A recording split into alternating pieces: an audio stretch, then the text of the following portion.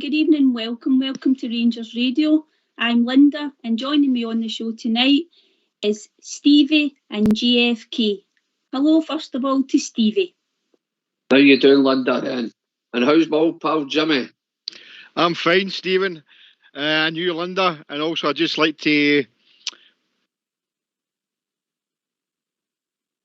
Oh. You there, Jimmy? It's a bit early for him to be falling off his perch, isn't it? I know it was a bad result last night. My mute button there. Good evening and welcome. I'd just like to welcome you all here on Rangers Radio tonight. All you Rangers fans all around the world, all you guys and gals on the lobby, and especially my good friends on here, Linda and Stephen. Welcome to Rangers Radio. Cheers for that, Jimmy. You got there in the end. I'm a wee finger slip there. Aye, that's it.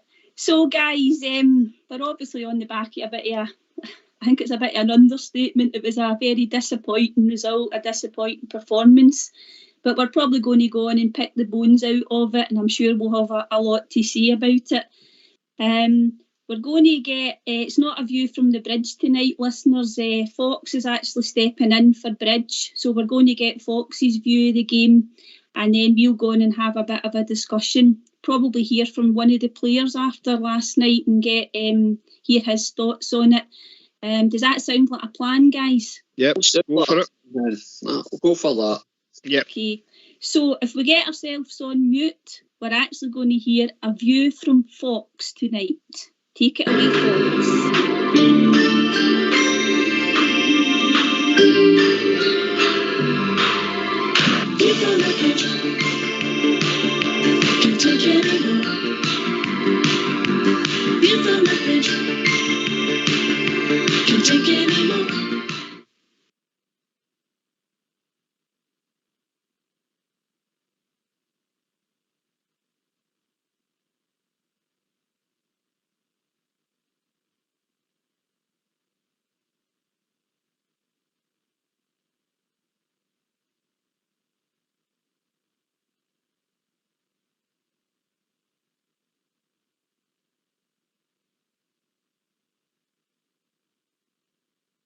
You okay there, Fox? Are you on mute? Are you really doing a bridge, man? I really am, I know. Look, I wasn't expecting to step in tonight. Apparently, Bridgeman threw his piggy bank at the telly last night and he's 10 pence short, so he's not going to be available until he finds it.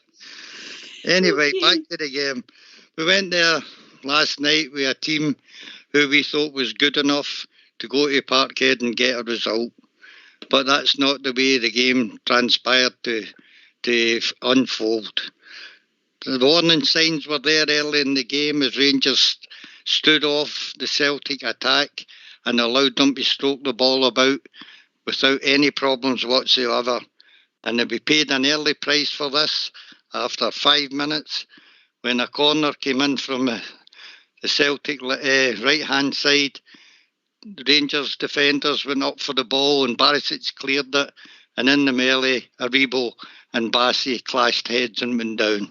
But the ball broke to Hatate 20 yards out, and he hit a shot that broke twice off of two Rangers players and went past Alan McGregor. What a dreadful start to the game.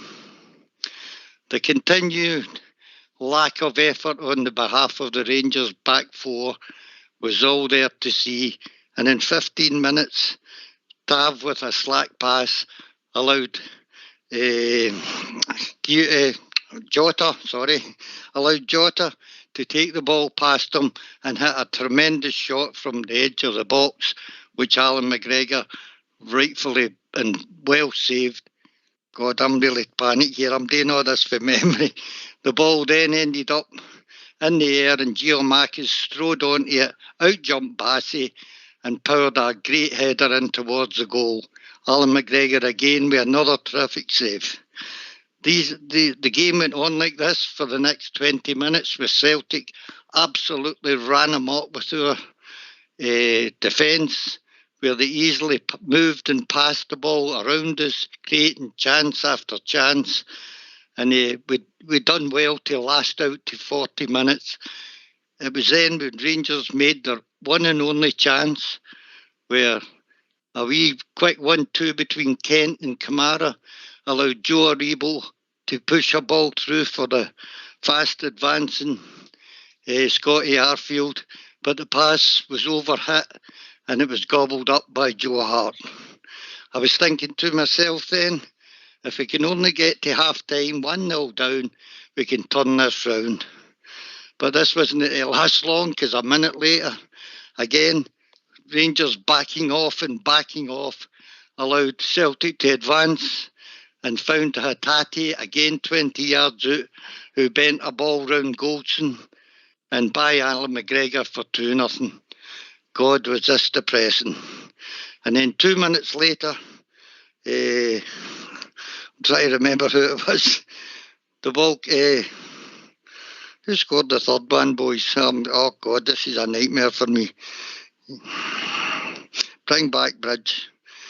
Abada, aye. Again, slack play for Rangers, and especially James Taverner allowed the ball for Hatate to swing in across into the box, which went over the head of Goldson.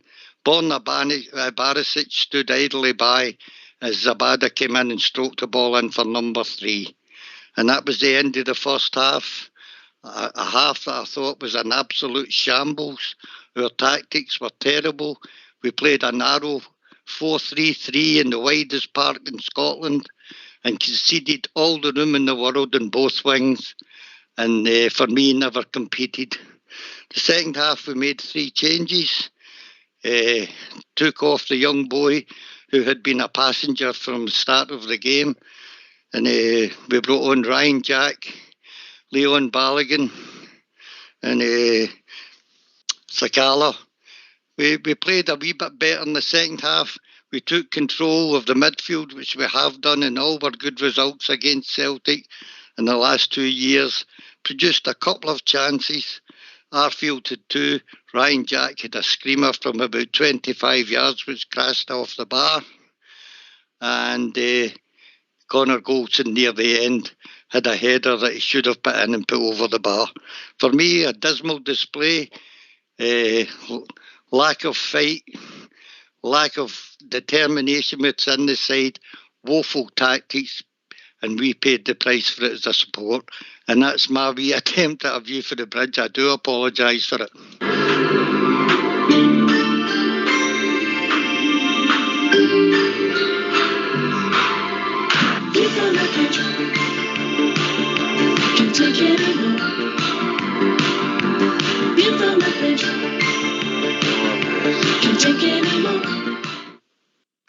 Thanks for that, Fox. Really good summing up. I think you covered the main points in a fairly honest assessment of the game. So, guys, just going back to the start of the game in terms of the lineup. Just wanted to talk a wee bit about that at first. So, Stevie, in your opinion, was that the correct lineup? Did you have any issues with that, or was it just the strongest we could get in terms of what was available? No. For me, my choice would have been Sakala in the middle. But the reason for that is just plain and simple pace. Running at their big defenders. The boy, I can't mind his name, the big Vargas, is it? Vargas or something? Carter Vickers, I think, isn't it? I would have definitely played Sakala up front, 100%. So you Kent and the young boy coming in for the right, Kent the left, and running at them with pace. But I think our manager got the tactics wrong. I think the team was wrong. And I'll tell you, the Effingham Devils for the team were an absolute woeful, an absolute disgrace. And I'm being nice. I think Fox's summing up of the view for the bridge was absolutely brilliant for just doing it off the cuff. And well done to him. And he sounded as if he was running down the wing of his cell. He sounded as if he had effort embarrassing. Believe me, guys, he's a bear. I'm totally and utter disgusted with the Effingham Devils.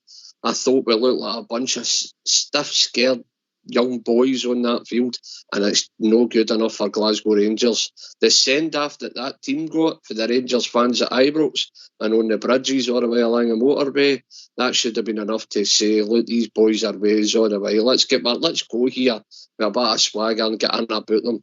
I didn't see any. I never seen one hard tackle for any Rangers player to say, oh, he's not taking any prisoners here, he's getting right in about it. Not one.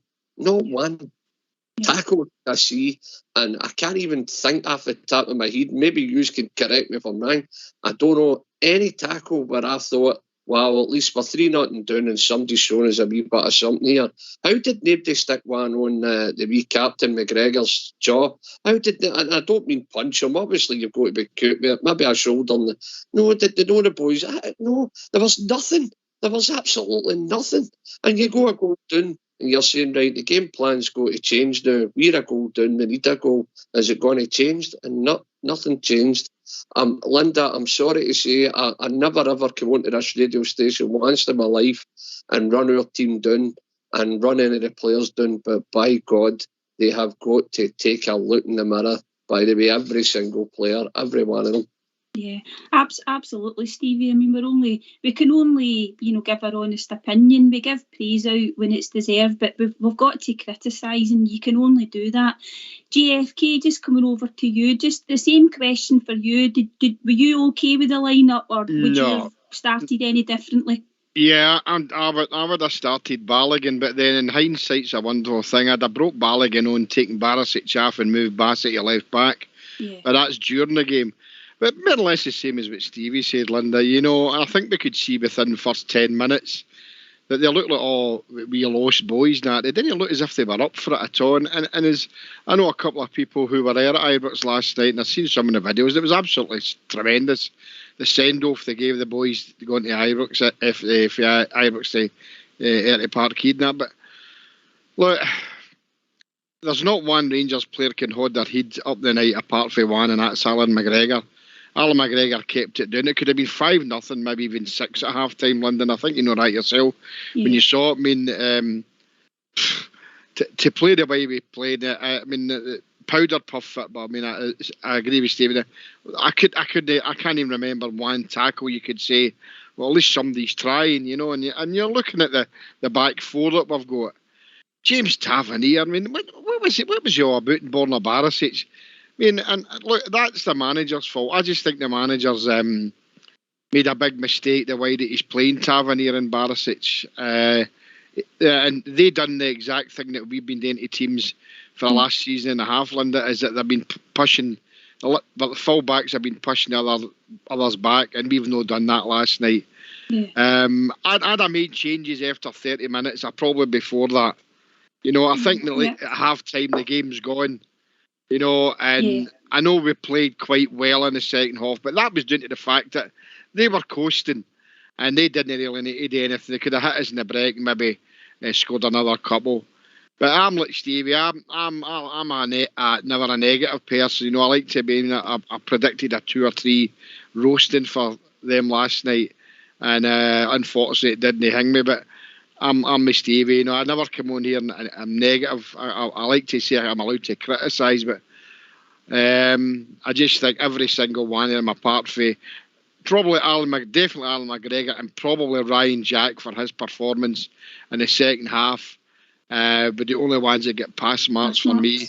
Yeah. And the rest, they can forget it. And Sunday becomes every game's a big game, Linda, but Sunday's game becomes even bigger now. Yeah, absolutely. That's the way I feel about it. Yeah. Anyway. See, I don't know about you guys, but we were speaking about it as a family, the game, and how the game was going to start. the way that they play, they come out all guns blazing, they try and kill teams off in the first sort of 20-25 minutes, and then eventually they do run out of steam and you get a chance to maybe get a goal or whatever.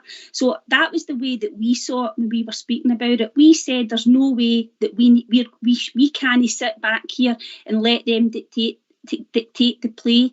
Stevie, I'll put it to you. Could you believe the way that we actually started that game? Because that is exactly what we did. Did we start at all? We were in the changing room, I think. 14, Linda. My wee man's 14. He plays with the Sons of Struth. He plays up front. He does all right. And he said to me, Dad, first 20 minutes of this game's crucial. We can hold out. Me and him watch their games. We sit and we watch after our game. We watch their games, and everybody knows Celtic peter out. They peter out of games. They die out of games as the game goes on. They've not got the stamina. They've not got the same pace as they start with what they finish. And everybody can tell you that. How did your manager not see that? See their wingers. Their wingers was playing with the left and right back, was doubling up on Barisic all the time. They were doing it on each side of the park, you know, and our managers, surely if I'm watching it, a 14-year-old boy can tell me, saying they're doubling up. Look at the space they've got. Every time their winger received the ball, had enough time to stop, look up, look again, and then move with the ball. And I'm going, how's nobody touch tight here? You know?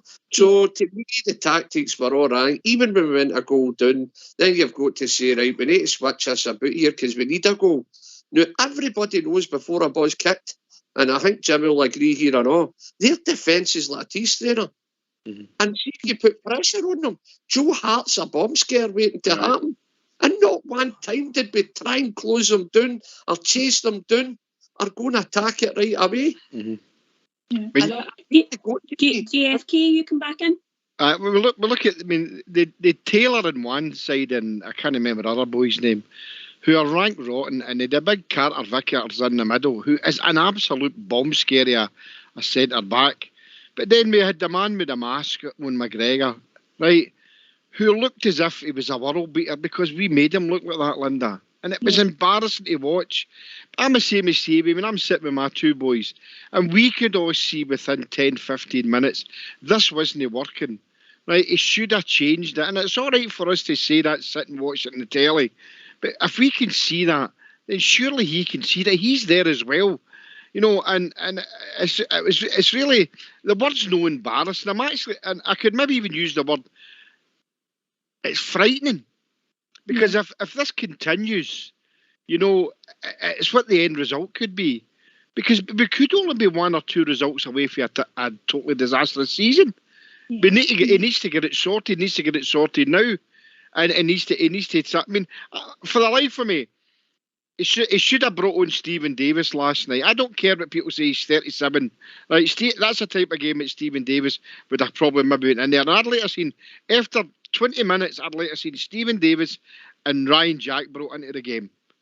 Right, and I'd like to have seen Balogun brought in, put into Bassey's place, and Bassey put into Barisic, with taking Barisic off. Now, we're guys that have never played football to a big level, right? But we've got a good knowledge about football, and then if we can see that, how can the manager not see that? And that's what's frightening. Yeah. And that's going forward. We're playing a big game at Ibrox against Hearts on Sunday, and it's got to be a win because they play 3 years before us. So now we're playing catch up. We could be 4 points behind, and we need to go out there. Never mind a show. I'll take a Bridgeman on Sunday. We need to come out of that game on Sunday winning. And if we don't, then we could be on a downward spiral here. And that's not been negative. This is what we're all watching and seeing. And I think we're frightened to admit it. And that's why I'm using the word frightened, because it is frightening to see what the outcome could be. Yeah. Stevie, I mean, the thing about that performance last night, I'm not saying we saw it coming. We maybe did to a certain degree. I think it was the manner in which we lost. You can lose any time at a venue at Parkhead. You know, we can't deny that. There's always a possibility you are going to lose an Old Firm game. But I think it was the manner in which we lost. If we had got our sleeves rolled up and we got stuck in, as you say, leave a few tackles, got possession, tried to play some football, you can lose a football match in any way, shape or form, can't you? But it was the manner in which we lost and the way that we performed, I think, that's the angering us the most. Is that a fair reflection? I would say aye, 100%. That's what angered me, Linda. I'm an Old Firm game, before a boys kick, what it's all about. You know what it means to the fans. They've no beat us in 2 years, Linda. So these guys know what it's all about. And I'll tell you what, they just look frightened stuff. They just look scared and frightened, and that's what annoyed me. Ryan Kent, the start of that game, I thought, the first time he went, he'd done a couple of step overs, lost the ball, and he looked up to the sky and turned away. And I thought, how's he not chasing that down? There was no guile, there was no determination, there was no application. You could go on and on and on. And I don't really want to do it, Linda, but you're totally right. It's how we lost that game last night. Did we look like champions last night? No, absolutely not. Did we, GFK?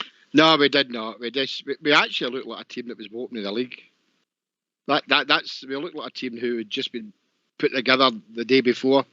Can I tell you, sorry for butting in, do you know what it was like? It was like a senior team. Aye. It was like the seniors team, scared, stiff, yep. Get in. Listen, man, I mean, they played better teams, Jimmy. We've been playing in Europe, better opposition, and I can't believe what they done to our support last night. They really... You see, the excuse I'm hearing from some people that we needed our fans here, but look, these guys have played in European ties where there's maybe only been 500 or 600 Gers fans, and there's maybe been 40,000 of the other teams, so they can't make that excuse. But for whatever reason last night, they looked frightened, and that is frightening going forward. We could win every game at Ibrox, that's fine. Look, we need to gather together here. Nane's ain't on here are calling for anybody to be sacked or that, as we've seen elsewhere, but we need to galvanise each other, and we need to get together, and we need to make sure that going forward that this team can produce. And Sunday it will be allowed, without a doubt, but they need to produce for us and win the game, because this is probably our biggest game of the season, Linda. Yeah, Sunday. I would agree. So probably in the second half, obviously after he made the changes, it was slightly better. I think we maybe could have sneaked a goal, but it would only have been a consolation. But there was one shining light, and for me anyway, it was a big positive. And if you guys don't mind, I think we should hear from that particular player just now, if you get yourself on mute. So we're going to hear from Ryan Jack. So let's hear what Jack had to say. Ryan, can you sum up your emotions and the feelings in the dressing room after that? Yeah, look, obviously very disappointed. Let ourselves down massively tonight, and it's a sore one to take, but us as players and as a group of men, we need to stand up and we need to address that tonight, and we need to pick the bones and see what's going wrong defensively, see what we can do better. And come Sunday, it's going to be another tough one, and for us as players and the club and the support that we sort of are leading, we need to lead and we need to stand up and be counted. First half performance and the 3 goals, of course, left you a mountain to climb. Where did you feel it went wrong in that opening 45? I just don't think we were close enough, to be honest. We're just kind of too passive. We're standing off and we're not really making tackles. I think historically this fixture is about winning the battle first. It's always a battle, especially coming to Celtic Park. The fans, the crowd are up, and you know it's going to be a battle. So I just don't think in that side of it we really turned up. And on the flip side, we concede the goals, which for us it's bad goals to lose. But we just need to take our medicine. We need to stand up, and come Sunday, as I say, there needs to be a reaction, because it's going to be tough again, and Art's going to be thinking we're feeling the effects of that defeat, and it's important we dust ourselves down, we discuss it, and we move on quickly. Did you feel there was positive to take in the second half at all? Nah, not really. It's tough because we're pushing, and you can't really see positive just now because it's raw and straight after the game. But if we address it and maybe we create a bit more chances, obviously my shot hits the bar, and something goes in, we maybe get a reaction and it maybe makes it a wee bit more nervy, but it never came, and it just kind of just got away from us. But look, it's as I say, we need to bounce back. It's a sore one. We're disappointed, obviously. We've let ourselves down, the club, the fans, but only thing we can do as players is stand up, and come Sunday we need to come right out the traps and be ready. Thanks for Why that. don't you give us a call on 0141 356 1972. It's your show, it's your platform. Let's hear from you. So fairly honest from Jack there, Stevie. I think he must have got the short straw to come out and speak, but sounded quite gutted and quite emotional actually, didn't he? Did they have? It just summed it up lovely for me. You need to win your personal battles on the field. You know exactly what you're doing when you go to Parkhead, and it's a battle. And he said, as a man, we need to look at it, and as a team, we need to get together because they let the fans down, and they did let the fans down. And by the way, normally I would just say, right, fair enough, bloody blah, but I'm not letting them. I want to see something out of this team on Sunday, because I'm telling you, Jimmy said it, it's basically the biggest game of the season now for us. But Ryan, Jack, what I would like to know, Linda, I thought our club captain should have been out there doing that talk, to be perfectly honest. Yeah. And that's how I see it after that defeat. Ryan Jack was one of your best players, obviously best player in the second top, but best player of the game probably. But I must give a wee bit of credit to Sakala. I think Sakala and Tim and big Shirley dropping into Bonner's position, the left back. I thought that changed the game a wee bit, and I've got to give the three a wee bit of praise for their efforts and endeavours. The only other plus out of that game I can say is I'm just glad it happened with a lot of football still to play. Maybe it's a wake-up call that we needed. Yep. Yeah, I think a lot of people would agree with that, Stevie. Anyway, we've been joined by Rudy. Hello, Rudy. How are you? I'm good, Linda. Thanks. Evening to you, Jimmy and Stevie. Rudy. Jimmy. Rudy, Hi, cheer us Stevie. all up. Tell us what you had for your dinner. I was just going to ask him. Sausage casserole, Stevie. Oh, it's magic. She puts these wee onions in it as well. Oh, it's magic. And I had a big pile of that, so I did with some green beans. Lovely. Sounds smashing. So, Rudy, obviously Aye. very, very disappointing last night. So give Yeah. us some of your initial thoughts anyway.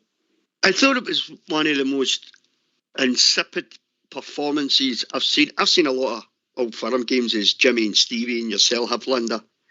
And there's a way to lose a game. That certainly wasn't it last night. I've seen better Rangers teams than this go there and lose. So I have, with better players. And I've seen them go there and lose. But I don't know if I can, the last couple of years or so, I mean, how you could have went 2 years undefeated against them and then gone there last night and put that performance on, it's just mind-blowing. That first 45 minutes especially, more so than anything else, I just thought it was one of the most insipid performances I've ever seen. I think the tactics was all wrong. I would never have played the young boy Ahmad in his first Old Firm game. I would have brought him off the bench, possibly in the second half, maybe give him 30, 40 minutes, something like that in the second half. I would have started with Sakala on that side of the park. Ryan Kent did absolutely nothing. I'm a big fan of Ryan Kent, Linda, but I just thought last night he was an absolute waste of a jersey. And I remember weeks and weeks ago, I was on the show lambasting Borna Barisic, and you were on the show this night, Linda, as well, because there's something always stuck in my mind that you said to me. Mm-hmm. Halfway through me lambasting Barisic, you said to me, Linda, do you know what he is, Rudy? He's a coward. You're right, Linda. That's always stuck in my mind. And that's exactly what Borna Barisic is. He's an absolute coward, that boy. I'd be quite happy now. I've had enough of him now. He's bit part performances. You get one good game maybe in 5 of them. I'd be quite happy to see him go at the end of the season now. As for this point onwards, starting for Sunday against Hearts, I'd be happy to see Big Bassey in there playing at left back, because at least he gives you a bit of endeavour. He powers up and down that side of the park. He might not have the finesse, or he might not have the skilled left foot that Barisic has got. Somebody on the show last night said they couldn't believe that Borna Barisic was a Croatian international. They hit the nail right in the head. How he gets into that squad is totally beyond me, because it's certainly no on his Rangers performances, certainly not this season anyway, Linda. You know what I mean? But you can go right across that back line and look at the way they played. We absolutely lost the midfield. The midfield did nothing until Ryan Jack came on. The back four was an absolute bomb scare until Balogun came on and we moved Bassey out to the left back position. And it's right what you're all saying. Ryan Jack was the Rangers man of the match. Here's a guy that's just come back for being injured for months. He comes back and he's our best player on the night. Ryan Kent, nowhere. Kemar Roof, what was the point of having Kemar Roof there? Because Kemar Roof looked like he couldn't be bothered running 10 yards sometimes. It was terrible. It was a dreadful performance. And you come, Stevie. I was just going to say to Rudy, see, Kemar Roof is the most frustrating player for me. You know, Kemar Roof could run 80 yards alongside an opposition player, not put a tackle on. Aye. But then he can do things, Stevie, like you remember the goal he scored in Europe. Dreadful night, you know, there's about 6 inches of water on the park. He barges his way past 3 players and has a shot for the halfway line. One of the best goals you'll ever see in it for a Rangers player. He can do stuff like that as well, though, you know. Goal at Ibrox against Benfica, what a finish. Yeah. Listen, he's a finisher, but I'll tell you, he gives you nothing else. Listen, he didn't get much of a service in the first half, let's be honest, but he didn't offer it even in the second half. Nothing. Sorry, no, I was just going to say, JFK, just the guys are talking about Kemar Roof, and we know he's singling him out, but there are quite a few players that didn't play well. But for me, Kemar Roof's got a decision to make for me, JFK. He needs to decide whether he's club football or he's international football. What's the most important thing for somebody like him? Because when he goes away to international duty, travels all over the world to play for Jamaica, he comes back injured. It's what's happened to him. He's got a big decision to make because, but in saying that, don't start me in international football after what happened to Alfie. However, Kemar Roof, make up your mind. Yeah, but I mean, I think a wee bit unfair to him there. Don't forget, he was picked for the Jamaican squad there, and he actually asked the manager of Jamaica to let him stay at Ibrox because he wanted to work on the injury he's got. I mean, I like Kemar Roof, and it's easy to pick out somebody and chastise him, but I don't think he never get any service at all. And I agree with some of the points that Stevie makes now, but he just never get any service. There was nobody working for him. And I know that the forward's got to work because he's not an Alfie. Alfie will come looking for the ball. You know, me and Big Stevie were talking earlier on the day, and I mean, if Alfie had been on there last night, he'd have ragdoll 3 or 4 of the players because that's the type of player he is. But Kemar Roof isn't he? And in hindsight again, probably Sakala would have been the better option there. Look, I heard the word coward being used. Many of my boys used that word last night. We were a bunch of cowards. We were powder puff, soft, just weren't interested. And it was horrible to watch. It's hard to watch his play like that for 90 minutes. Yeah, we did have a wee couple of spells in the second half, but that's because they let us. Let's be honest about it. They were 3-0 up, Jimmy, weren't they? And they won the game, and it was a case for them just managing the game. Manage the game out, Rudy, and if they got a chance to go in the break, they'd maybe put the ball in the net. The game was done because, look, we were never going to pull anything back. A goal would have flattered us. You know, we didn't even deserve a goal. We had 2 shots at goal, and that's all we had the whole game. So, we'll dust ourselves down. We can digest everything that we've hung me, and we can look at it and see where it goes wrong. But the manager's got a lot to blame here. His negative play at times is rubbish to watch. And I just feel his interview after it was so negative. And I love Giovanni Van Bronckhorst because he was a Rangers legend for me when he was a player. But is he going to be our Rangers manager for a long time going forward? No, if we play like that, because look, it'll not be long if this continues. Then the shouts will be coming. You know, you've seen rubbish today, and idiots are shouting they must be sacked, which I don't condone that. But it will come, Linda. There will be a part down the road that if this doesn't get fixed quick, we've got 2 big games at Ibrox against Hearts and then Hibs. We need to win them. Yeah, I would say they're probably the make or break games. They're 2 home games, and our nearest, or the team at the top of the league, have got 2 away games. So as I say, we only take one game at a time, but we are starting to look further ahead now as well. Anyway, we've been joined by old Davy. Hello, Davy. How are you doing? Hi, guys. Hi, Linda. Nice to hear you. Aye, well, I'm like the rest of you, but I've watched the Jazz for over 60 years, and I think that's the biggest rollover I've ever seen in my puff. It's hard for, I don't know what Barisic was on. He was on drugs. But as we've been talking about it, I listened last night as well. You can pick and pick and pick. That's finished. You move on. You got to move on. The biggest concern I have is what he's going to do. That coaching system should have been able to look at that first 10 minutes and say, right, he's off, he's gone there, and he's gone there. And we waited to half time, and we were dead and buried. And if he picks something like that for Sunday, we're in trouble. And I like to pick up on what Stevie said regarding Tavernier. And I picked up on that after the interview and all. Why was he not there? I'll tell you why he's not there. Because he's not a captain of Rangers. That's why he's not there. You heard that man that came on. Yeah. You heard the man that came on, and he was on there for one half of a game, and he sounded mayor and played like a captain. Stevie, when you come? I said that your captain should have been out in the interviews. It just seems to me that they've said to Ryan Jack to go because he'd know a bad game when he came on. It's just look, I'm no one to start slaughtering my players. It's bad enough. We're all hurting. I'm not going to get into saying Tav's not a captain and all the rest of it, but he should have been out there. He should have been taking the dairy, what the captain should be doing, taking one for the team. I'm the captain. I'm where the buck stops. I'm going out to face the media and tell them how I feel and what we can do to keep the Rangers fans' heads up. Can I ask you a question? Can I ask that Rudy and Jimmy and Davey and yourself, Linda? Yeah, carry on. See, for me, Ryan Jack's no kicked a ball for us as Stevie G left, right? For me, my eyes.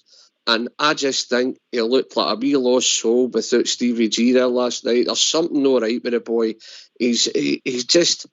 I couldn't believe what I was watching with him last night with Ryan Kent, sorry. I mean, Ryan Kent was just, wow. I don't know. He just looked totally lost. Rudy? Do you know... Move on. Do you know what I thought about Stevie now that you're mentioning that? Do you remember the video away at the start, the training video, where Roy Mackay says to him, tricks are for the circus, son? That's right. Yep. That came into my mind last night, Stevie. I don't think Ryan Jack's been the same player. He scored a brilliant goal in his first game back when he came back for injury. You've just asked the question here, is it time for him to move on? I would think come the end of the season, I would say if we fail to win this league title, I would say aye. But I think the coaching staff that's there just now, if they're still there, which hopefully they are, I'm quite sure they'll have ideas about players and how they want to play and stuff, Stevie. Ryan, sorry, I said Ryan Jack, didn't I? Ryan Kent. I'm a big fan of Ryan Kent, Stevie. But look, we've got to be getting more off of him. He's one of your experienced players now, And I know the £7 million price tag is not his fault. It's nothing to do with him. But he's a £7 million player, Stevie. And we have to be getting more of him in these games. Do you know the thing, Rudy? Do you know the thing for me? Yeah. He normally has a good game against Celtic. Let's be honest. He normally has a good game. But I just feel as if Stevie G's went away. It's as if his heart's not there, mate. His heart's not in it now, mate. But it just looks that way to me. Maybe I've got it wrong, but I go to the games and I just think he's a total different player. GFK, with 1 game in 10... That's what the sort of opinion is in terms of Ryan Kent. That's what we're getting from him in terms of a good performance. It's just no good enough for Rangers, is it? No, the guys are right there. There is something underlying there that is seeing the performances he's putting in, and maybe the Gerrard scenario is correct, but you've seen in the past the way Ryan Kent's played against them, and he's been absolutely awesome sometimes, but for whatever reason, it's no working for him, and I'd have taken him off. I'd like to see young Lowry or somebody come out. I would have taken him off probably after 10, 15 minutes. It was absolute rubbish. There's something just no right. I'm like Stevie. I'm the one to lambast the players. There's it's can be fixed. There's 14 games to go. I'd have been more worried if we'd been getting into the league split and we were playing like this. But we've got games to sort it out, and I'm quite hopeful and sure that we will sort it out. But Ryan Kent needs to get his act together. Jimmy, for me, Ryan Kent's got all the potential in the world, mate. Right? But I just feel he's empty. I just feel as if he's missing something since Stevie G's went away. I might have it 100% wrong, and hopefully, as you said, the games that are left, I think there are 14 games left. I think with the games that are left, maybe he'll prove me wrong, but I just feel as if he's an empty jersey now. He's just not hitting the heights. And by the way, Linda hit it in the heat there. Come on, 1 game in 10 for Glasgow Rangers. Come on. Not good enough. Not good enough, Stevie. I ask you guys a question. Hadji, Jimmy, hold on. We talk about Hadji having 1 good game in 3, and a lot of people don't like him for it. My God, man, if that's what we're getting with Kent 1 in 10, then my God, how's he not been? No, how's he not been criticised the way we're criticising Hadji? But look, again, I'm going to get back to look. I'm no one to slaughter. It's hard not to slaughter them right after that performance last night. But let's just see. Let's get behind Giovanni. Didn't get it right himself. Let's get behind Tab, our club captain, and let the support. Let's get behind him against Hearts here Saturday and give him all the back and all the love in the world. Let's see what they can do for the fans. But listen, guys, man, it's taken us all a couple of days to get back in the solids. But my God, there's a few players need to look at. The elephant in the room for me, and nobody's actually spoke about it yet, is that I feel that Ramsey should have been at least on the bench. We'll put that question to Blue Star, JFK. Blue Star, Ian.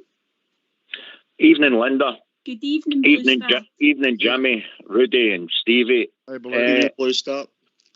Start off with, Nene is like criticising our team. Nene is like criticising our own players. Listen, they deserve nothing but getting criticised, so let's not kid ourselves with number 1. Number 2, ask you all a question, Linda. 1 word answer. What beat us last night? JFK. Cowardice. All Davy. The way the team was set up. Rudy. Fear. Stevie. Maybe mixture of things. I think the tactics were wrong, and I think the players didn't go out with the right attitude. Definitely for me, tactics and no attitude, not the right attitude. So more than one. Well, Linda, but that kind of song. Linda, for me, the overriding thing, and anybody, every single person on this show now has been on the show the last few days.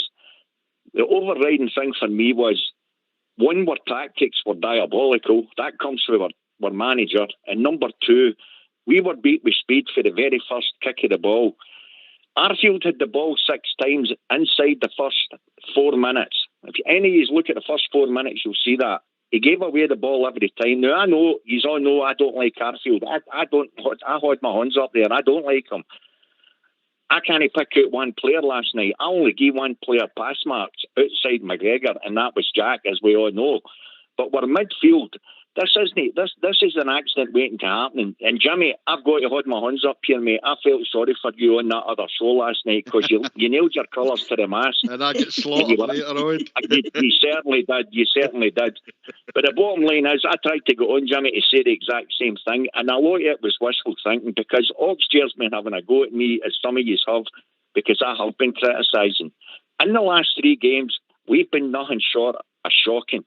We've had wee spurts and sparts, and it's usually came to 1 or 2 players. We have never, and I repeat, never played as a team now for a long, long time. Go back to the very first game against Dundee United. What did they do against us? They hassled us, and our players couldn't hack it. That's fact. Now, Giovanni sat up in that stand when he took the job when we were playing against Hibs at Hampden. He's seen exactly what they produced. See with his afterthoughts last night. I'm sorry, guys. He's a manager of Glasgow Rangers. He played for us. He's won every trophy there is to win. But the way that he came out, he stood in that touchline last night. Stevie, you hit the nail on the head when you mentioned that last wee guy that we had, Kaxina. Our manager looked the exact same. He was like a rabbit caught in headlights, the same as our team. The way we were set up last night, now it's easy to criticise after the event. How he started with the wee man U-boy out in the right was diabolical. How Big Balogun wasn't playing at centre half when he's a proper centre half. Bassey's not a centre half and never will be. We're left back, Barisic, oh my goodness. 10 minutes, Rudy got it right. He should have been taken off the park, no half time. Because remember, it was 30 odd minutes before they got their second goal. He'd already made a mess of every single time. It was fear. It was actually fear. Yep. Now, how did they beat us last night? They ran mostly down our right-hand side. What have we got on our right-hand side? We've got wingers. We've got Kent in one wing and we've got 2 or 3 guys that play in the wing in the other. Kent usually has a good game against them. Our wingers were never in the game at any time. At any time. The first half we were completely and utterly overrun. Not just that. The way we're team, we're players. That third goal, now I know the game's dead and buried by that time, as we all know, but the third goal, the ball goes into the area. There are 5 blue shirts within 2 yards of the ball, and not one blue shirt went towards the ball. The amount of cross balls that come in, name me one guy. Listen, guys, we've all played football. The first thing you learn as a wee kiddie, Rudy, you were telling me you're a wee boy at 14. The first thing you learn as a kiddie, whether you're a back kicker, whether you're a forward, you go and you meet the ball. You don't stand and wait in it. Every single one of our players last night were waiting in the ball for the very first whistle.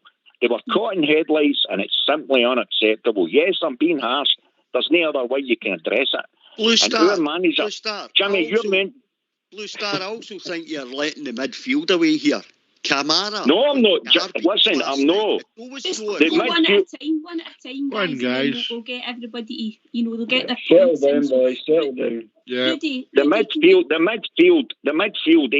You should have had Ramsey on the bench, whether he was 100% fit or no. Jack's just proved his all wrong. Jack's nowhere near match fit. He hasn't played in absolute months. And yet he comes out the second half and he was the best player in our team. So that blows all our theories out the window. So how did our manager not know that? Well, Rudy, our midfield was shocking. Yeah, Rudy, I'll bring you back in here. See, in terms of the changes, surely it's a show of strength that after 15, 20 minutes, you can see a game unfolding in front of you. You make the changes then. As JFK said, don't wait to half time. Surely it's actually shown good strength as a manager if you look at it and say, this isn't what I'm going to change it now. That's what your job is as manager, Linda. That's what your coaching staff's there for, to give you advice. If they couldn't see that within 20 minutes, what was happening in that game, because we could all see it, sitting watching it, right? So if they couldn't see what was happening there, they shouldn't be standing at that touchline. Let's put it that way. They should have made the decisions. The go-to team selection rang right for the off anyway. Most of the guys have touched on that. They've got that right as well, right? But once you've realised you've made a mistake, you've got to change it. Now, they waited to half-time before they done anything. Barisic should have been off the park after about 15 minutes. That boy, Abada, who's not even that good a player, really. That boy, Abada, was tearing him a new one every time he came anywhere near him. Barisic was hiding for him, trying to find places he could be so he didn't need to be near that boy. Right, so if you can't see that within 15 minutes of the game starting, then you shouldn't be there. Right, can I touch on this midfield thing? I say this all the time, Linda, right? Midfield is where you win and lose games. See, if you get a control of a midfield, 99% of the time, you'll go on and win the game. You might not have a great performance, but you'll go on and win the game. See, when you've not got anything happening in your midfield, as we seen last night with Kamara and Aribo and Scotty Arfield, see, when you've got nothing in your midfield, that allows them the time and the space just to play the way they want to play, to run at your back four and create all sorts of havoc. And that's exactly what happened last night. That's what happened last night. Now, they should have seen that. Standing at the side of the park, Linda, they should have seen that and should have thought, right, let's take Kamara off, because Kamara had an absolute bomb scare of a game. He was garbage. I would have took Kamara off and put Ryan Jack on, and then they would have done what they decided to do when the game was already lost and put Bassey at left back. I would have put Big Balogun in his centre-back position, and I'd also took that boy off, Ahmad, as well, and I'd have put Sakala on that side of the park. Yeah. Yeah. That's Davey, exactly what I would have done. Yeah. Davey, you come in there. Is that your thoughts as well? We should have made the changes a lot earlier than we did. Well, if you had been listening, you'd have heard that sort of phrase when I first came on. I said, why did it take that long? You could see it. You need to have knowledge of football player. It was amateur. You could just look at it and say, that boy's at his depth area. He's going to come off. Barisic, he was on drugs. But the thing here about what we're saying and criticising, we can go on and on and on and on, criticising. that game's passed. We've got another load of games coming up. This is where Gio is going to be either called in or called out, because the way he's setting that team up and the way he didn't change the team when he needed to, that, to me, is a bigger worry than the way they're all playing. Yeah. GFK? Oh, Davies just stole every word I was going to say. I said it. I stayed earlier on. I said that earlier on when I first came on at the start. You know, after 10-15 minutes, we could all see it was wrong. I've not played football at any big level at all, but even I could see it. Talking to my big pal Stevie, we spoke about today, we could all see it. Davey's right. Why did the manager no change it? And that's what he's there for. Never mind waiting to half time and try and have a collateral damage. Let's try and, because we were never going to score one, never mind three. So we should have tried to change it. Put Bassey to left back, take Barisic out the equation, put Balogun into centre defence, take Sakala, put Sakala on, take Roof off, or even take Diallo off, put Ryan Jack on. I mean, we could go on and on and on. His managerial nonce last night wasn't even there, and that's frightening. I keep using that one because going forward, he's got to be able to do that. And I can't remember who it was. I think it was Blue Star. He did look like a rabbit in the headlights. He did look like a Sheena at times. Yeah. Didn't know what he was doing. Now, that is worrying for a man who knows what Rangers is all about and played in Old Firm games and scored in Old Firm games. And he didn't realise after quarter an hour that Barisic was having the biggest nightmare of his life against a mediocre Celtic defence. Come on. He needs to get a grip of that. He didn't. Right. And we lost it. Yeah, we've been joined by another David. So we've got joined for David for Cumbernauld. So this is going to be a wee bit confusing. So, Old Davy, I'm going to call you Old Davy. I hope you don't mind. And we'll just call you David. So, David, hello. You can call me sweetheart, baby. That's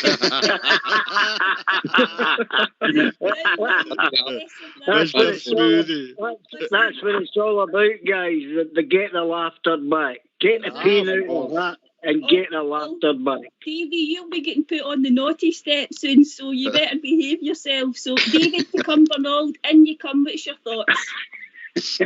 Hello, let's just be honest, guys. That Old Firm game is nothing short of embarrassing.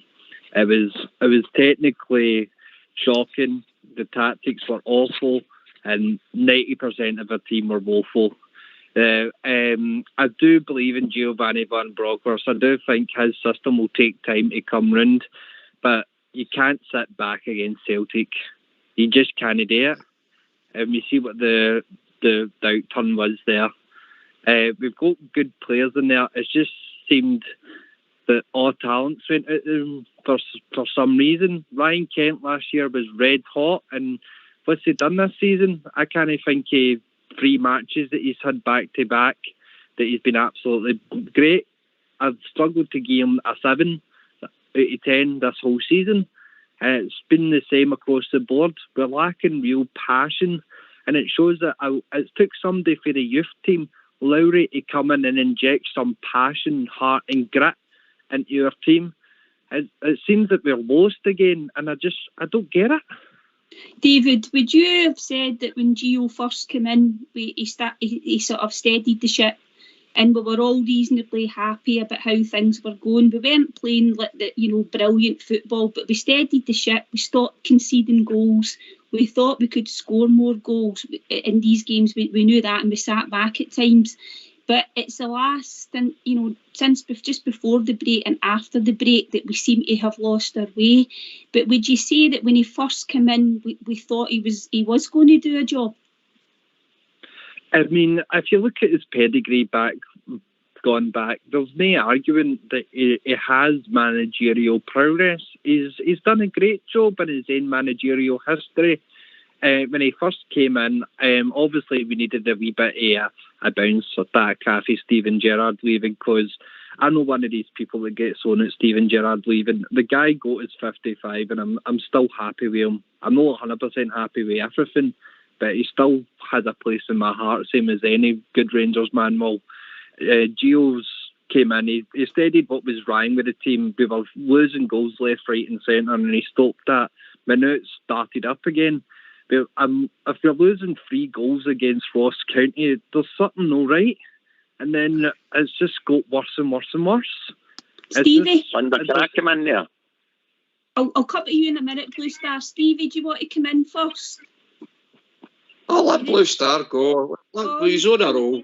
On you go, Blue Star. On you go, Blue Star. We're coming up to the tune, remember? Linda, if you take into account that we've lost six goals in our last 2 games, see out of these 6 goals, this is the ironic thing. This is what Big Stevie, this is what Rudy, this is what yourself, this is what JFK, this is what Angers is. The 6 goals didn't even need to be worked for. Look at Ross County. 3 of the goals, 2 of them you could blame the goalkeeper, but look where the ball was bouncing. Directly in front of them, where there was enough defenders, and not one blue shirt can get to the ball before the opposing player. That's more than worrying. That comes down to organisation. So how can you go from being a winning side to falling flat as if they didn't know what they were doing? Because believe you me, that is the problem. They look as though that they don't know what they're doing. And that comes down to organisation. Stevie? I'm just going to say this, Linda, and I'm not getting into it because I'm still not even eating my dinner. That team on that part last night did not represent the Rangers support. I didn't recognise them at all as champions. I just thought they were absolute dire. They were worse than that. That's really nice. The bottom line is, I think we've got to do what all Davies says. We've got to bring the laughter back. So I'm going to say this. Jimmy's a fine one about talking about not having guile when he knows Hugh Keevins is looking for him for last night and he'll not even phone him up. I know. No, I never disagree. He shouldn't be phoning that show anyway. I know that, but the reason I did is because I get really peed off with the so-called Rangers fans that were coming on and being so negative before the ball was kicked. But here we go. I was very positive about last night, and the next time I speak to Mr. Keevins. But Jimmy, your name was John. I said my name. You called me John a few times. But I don't see anybody or hear anybody here tonight being negative. I think we're just hurting. And as Stevie said, I've not had my dinner at all tonight. I've not got the stomach to eat tonight. And that might sound silly to people, but that's how Rangers get you. Sitting watching that last night, was I going to watch the second half, or was I kind of half-hearted watched it because I could see, that this isn't the Rangers that I love to watch. But I don't think taking the captaincy off of James Tavernier and giving it to Ryan Jack would make any difference, because there should be 11 captains on the park. Look at the great players we've had playing, like Ray Wilkins and Terry Hurlock and Richard Gough, John Gregg, Gaza, players who've got grit in them, Stuart McCall. I could name a full team. These guys played for the jersey. There's only 2 guys played for the jersey last night, and that was Alan McGregor and Ryan Jack. Yeah. Rudy, do you want to come back in, Rudy? What do you think in terms of just the lack of leadership on the part, and actually sometimes on the part you need to have a wee bit of guile about you in terms of being able to sort out what's happening. You know, there's maybe a wee bit of responsibility for the players as well, do you think? 100%. I mean, you can talk about Gio getting his tactics all wrong, and he did get it wrong. We sat too deep. We sat too far off them. We allowed them the space in front of us to run it as, find the channels, play through us. Aye, so you can talk about all that, but see, once you cross that white line, Linda, see the 11 players that's in your starting 11, it's then down to them, whatever the tactics are, it's then down to them to make the tactics work. They never done that last night. None of them showed anything last night until Ryan Jack came on. And the Balogun as well. I'd say when Balogun came on, he done all right. Bassey went to left back, he done all right, But for a man to come on, a guy who's been out injured for months and months and comes on there at half time and he's your man of the match. Exactly. What's that all about? Right, seeing the run up to the break, Linda, I thought, right, okay, this is great now because, the coach Gio and his coaching staff will have a bit of quality time now with the players, with the squad. They'll be working on stuff. Think about it. Since they've come back, there's 4 games. They haven't been impressive in any of the games and they've lost 7 goals. Now, when Gio first came in, he might have steadied the ship a wee bit. Don't get me wrong, but weren't they playing great football? We were winning games because we'd closed the back door. That's what it looks like anyway. No, we've lost 7 goals in 4 games, and we've only won 1 out of the 4 games. So that's going to be a good thing that we can pick up after the tune. So listen, guys, we've got lots of callers wanting to come in. So thanks for those that have called in the first part of the show. But we'll say good night to you guys, and obviously we'll hear from you all soon. So the rest of us, we can get ourselves on mute, and as Ox would say, we're going to have a tune. Sure, I was dreaming of old Ibrox, of her slopes and great grandstands, and I dreamed about the Rangers, the best team in the land. When my memory suggested of a vision bright and clear, of the strange things that would happen if we had the Rangers here. Now if the road to Ibrox Park way up the Shankill, and Ryan Laudrup came from Sandy Road, and Alistair Price came from East Belfast, and old Belfast became then old Glasgow. If the Rangers met the Celtic up at Windsor, sure no green flags at that game they would appear. Ulster's sons would never roll, and all the boys would stay at home if we only had the Rangers over here.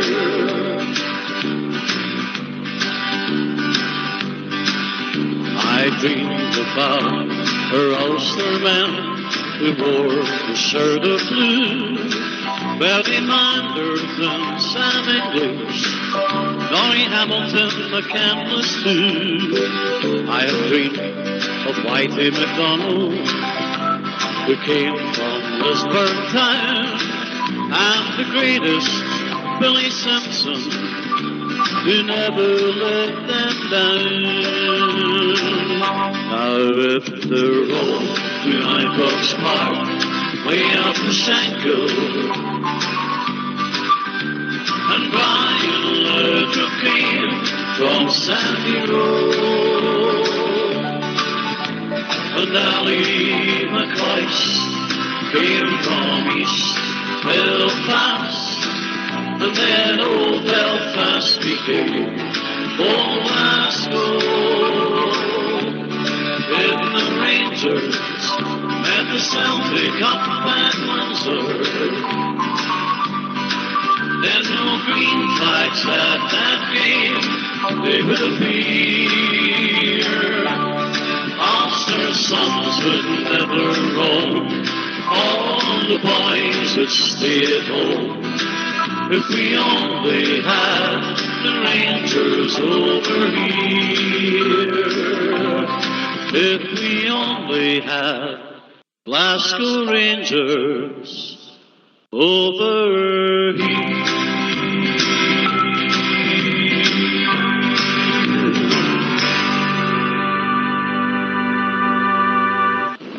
Why don't you give us a call on 0141 356 1972. It's your show, it's your platform. Let's hear from you. Thanks for that, Fox. Good wee tune. That cheered us up a wee bit, boys. You better believe it. Absolutely fantastic. I really had the flute out there. Absolutely perfect. JFK, were you doing a bridge and dancing up and down? Oh, I had the mace out there and I was giving it a twirl. Yeah, I'm kind of cheering up. That's what as Davey said. But let's have a bit of laughter. You know, we know what happened last night, but we will get stronger. Hopefully, we'll pull through this. But it's not a big. JFK, a wee question then, just to start us going. Are we still good enough to get this league won? Of course we are. Of course we are. The players are there. Of course we are. But I think it's down to what the manager can instill in them. You know, I mean, you've got to remember before last night. You know, 62 games Rangers had played before that defeat last night. You've got to remember that. You know, it's just incredible that when Gio first came, the amount of games that we won, a couple of draws, then all of a sudden they capitulate last night. What happened? No, do we have the right to know? I think we do. Is there something going on behind closed doors, or just were they frightened that there was 60,000 Timothys there? Is that all it was? Stevie? Jimmy was talking about since Gio came in. I mean, we've got to remember we went to Tynecastle, Easter Road, we went to Livy, and we done great. And we thought, look, the team's looking a lot better now. We've got a wee bit about us, so we've got to give him a chance. We really have got to give him a chance, and it's just getting behind them. It's getting behind them now. It's drawing a line and moving on, and it's hard to take. Because I said to you, I've still no it, man. I'm scunnered and sick as a parrot just with the absolute application for that team last night. Just put to recognise them at all. But yes, we've got a lot of football to play, and if you're asking me, can we still win it? Of course we can. Of course we can. They've still to come to Ibrox, so let's just get the sleeves rolled up and get on about it. Plenty of football still to play, JFK, but I do suspect that Sunday. And I know some callers will probably phone in and still want to talk about last night, but that's fine. But if we think about Sunday, as Bridgeman says, it's always the next game's the biggest game of the season. But I do think that it does take on even more importance now, JFK, doesn't it? I said that earlier on. Of course it does. It takes on that. It's our biggest game of the season because depending what happens elsewhere, we could end up 4 points behind, try to play catch up. You know, and as we all know, a team that continually loses just gets into that rut. And if we do play the way we did last night and we do the same on Sunday, only this time we'll be in front of our own fans, you know, and that's when there was no boos last night apart from us in our houses. But if Rangers play like that on Sunday, the players will start to hear it for the stands, and then that's when it implodes on us, Linda. So that's when it becomes the biggest game. Gooten, look, we want them to perform well on Sunday, but I'm kind of contradicting myself, you know, that the way they're playing. But I want a win most of all on Sunday. They need a win just to keep that pressure. A win on Wednesday as well, because we've got the cup game after that, and that'll be break before we resume the league again, and then we'll get the international thing to come. So. Yeah. Aye, it's a big game Sunday. Big game. Yeah. Stevie, looking at the fixtures, and I know we don't like to look too far ahead, we take one game at a time, but the month of February, I looked at the fixtures, we've got 4 league games within that, and it's three at home and 1 away. And I think they've got the opposite. So it's these games are must win for us. we have to get ourselves back on a run of winning games. And as JFK said, starting on Sunday. Hiya, how you doing? Aye. Oh, sorry, I've got across you, Stevie. Stephen, is that you in, Stephen? Yeah. Ah, it's Stephen, yeah. How you doing? All right, how you doing? What's your thoughts? The full team selection was wrong last night. I thought Ramsey should have been on the park. He said he was fit enough. Get him on the park. And it just puts a wee psyche into their head like, well, they've got this player for Juventus. And I think could have been a wee bit more different. Hoping it would have been a wee bit more different, but obviously it wasn't because it was just terrible. Stephen, I was going to just say to you there was a few people on social media and just talking to folk in the family that they thought it was a mistake actually for Gio to come out the day before the game and say that Ramsey wasn't in the squad at all. He should have left them guessing. Any views? 100%. 100%. He should have played the mind games with him and kept them wondering what their formation would have been if he was going to play right up to the last minute. Of course, he should have kept his cards close to his heart. He was wrong there. Yeah.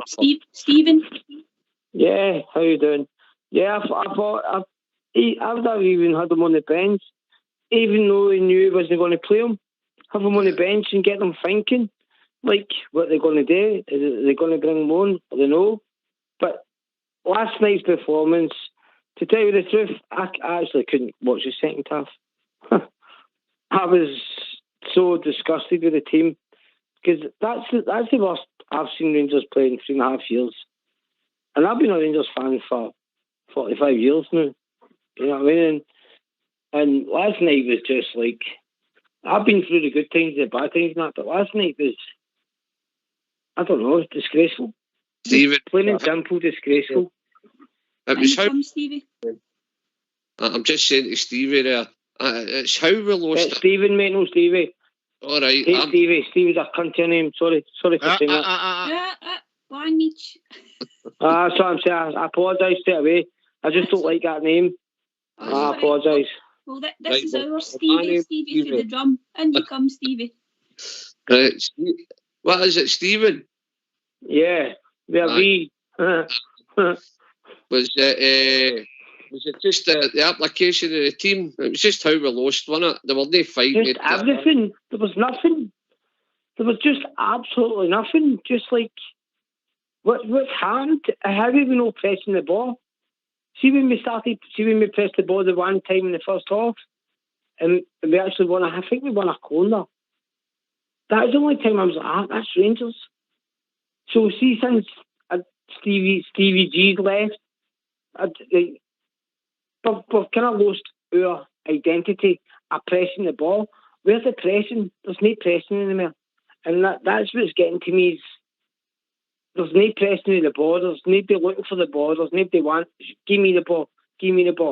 It's not happening anymore, and I just want to know what people think about that.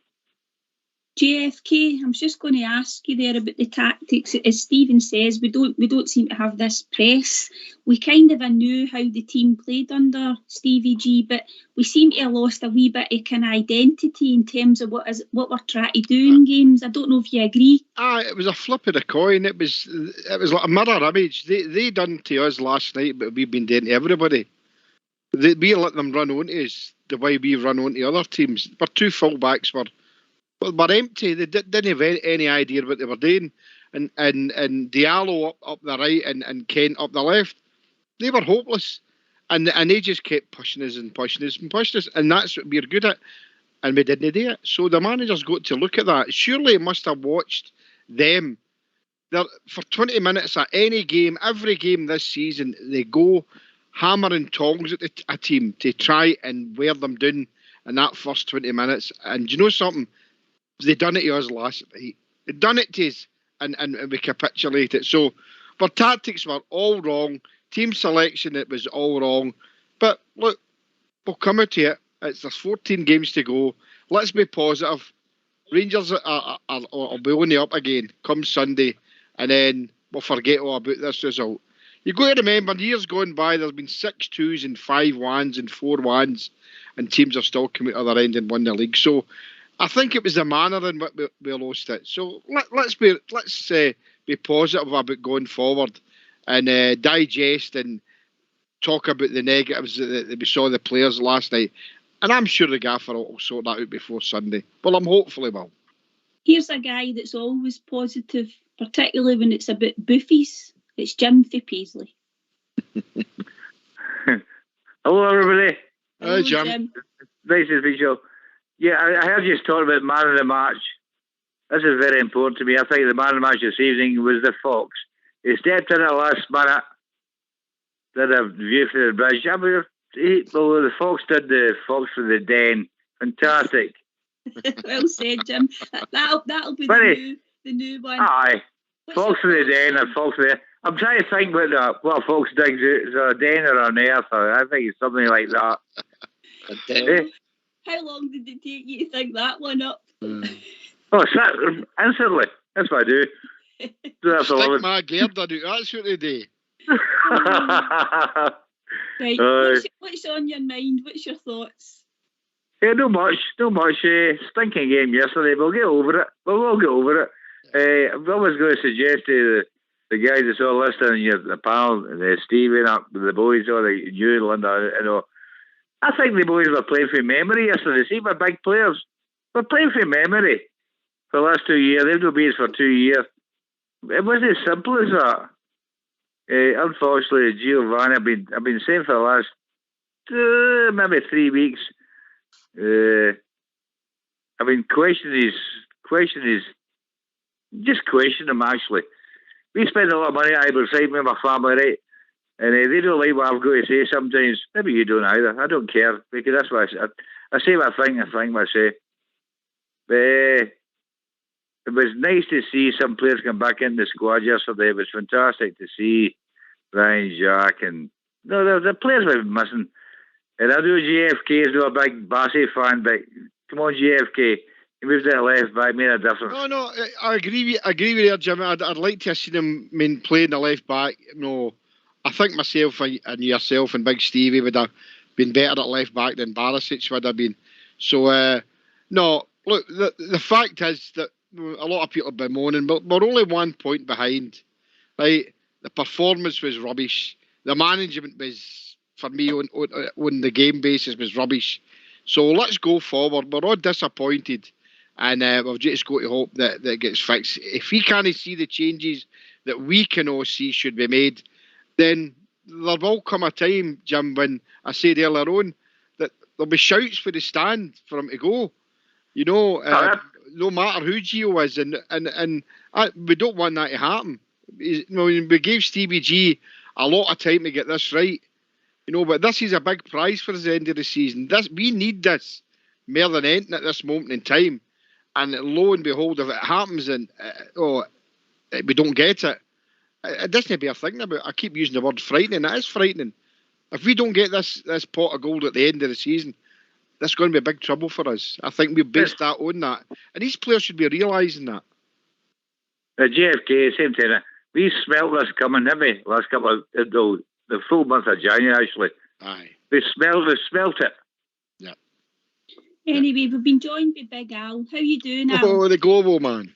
Global and black. How's the hostess with the mostest?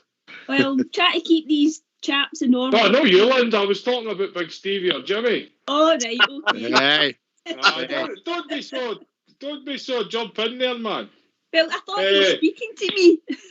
Yeah. Now you expect it every time I come on. Well, anyway, that's true. It's good to hear your dulcet tones. It's good to be on such an esteemed panel tonight. The Rudy Bear there, Big Stevie, Jimmy.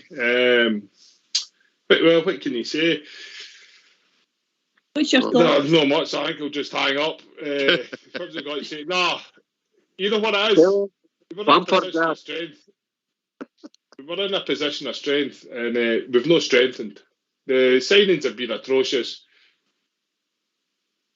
Sakala, I don't know if he's good enough. Roof, we signed a player that was injury prone. He's proved to be injury prone further down the track.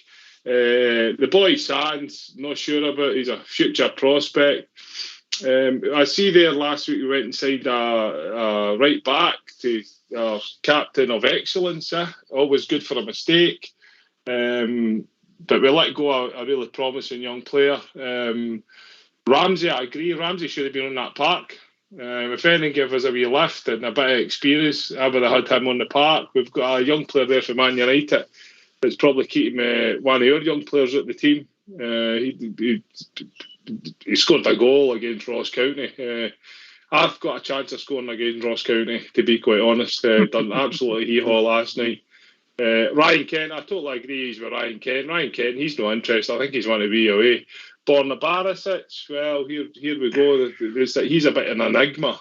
I just don't think, but where we were, and look, make no mistakes about it, we won 55, but they were no great shakes. That helped us to win the 55. We've got centre half there who's want to sign a contract, doesn't want to sign a contract. Hollander, we signed him again.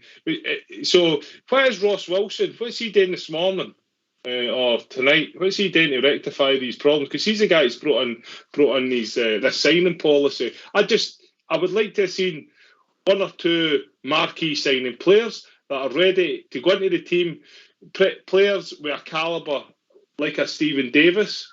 You're going to have to spend money. So that's wherein lies the problem. They've taken loads of money for Castor, but it doesn't seem to be reflective in the signing policy. So I think we've got a long way to go for the rest of this season.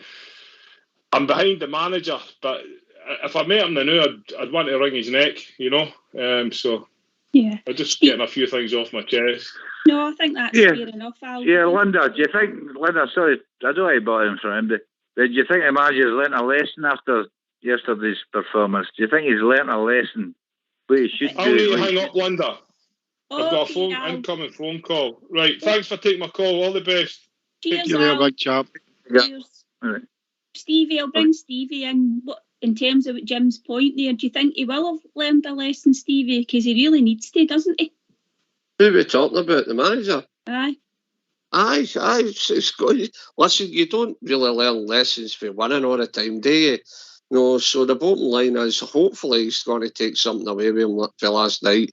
He go to rank. Surely he knows that. But you can't sit back against Celtic. You set up defensive. I probably hit them on the break mode, no. But the setup, the team itself, the players, man, it was a disaster from start to finish. Stevie, I'm not talking about yesterday's game. I don't really care about yesterday's game.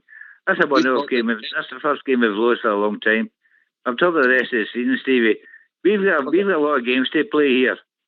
Aye, there's a lot of you'll learn a lesson now between you're talking about we've not got a centre forward now because Roof's not going to do. I've been listening to the show. I've been listening to the show all night, but nobody's mentioned Roof. You were saying people being wasted jerseys. Is that no one? Well, Hughes said that earlier on, Jim. Jim, we spoke about Roof in terms of, I'd mentioned about the fact that he's been going away in international duty and he's picking up injuries, and JFK said, well, to give him credit, he didn't go this time. But as we've said, we signed him when he had a history injury, and that's probably why he is playing up here, and he left actually the Premiership. But certainly JFK, he is one of these ones that we're not going to get game after game out of him, aren't we not? No, we are not, because we're no mere tinkering between the three of them, Sakala, Roof, and obviously, I mean, our main striker is Alfie, but obviously, I mean, it'd been great if he'd have been there, no. But I mean, we've got Sakala, we've got Roof, and we've got Itten. The three of them are not any great shakes, but we had to try something last night, and I did want Roof to play, but in hindsight now it wasn't a good idea. I agree with he can be injury prone, but look, I'm with Jim. I'm not saying I'm not bothered about the last night's game, but the game's gone now, and we just need to look forward and see what's going on. The big mistake for me was whether he was playing or no. Was no Van and Ramsey included in that squad last night.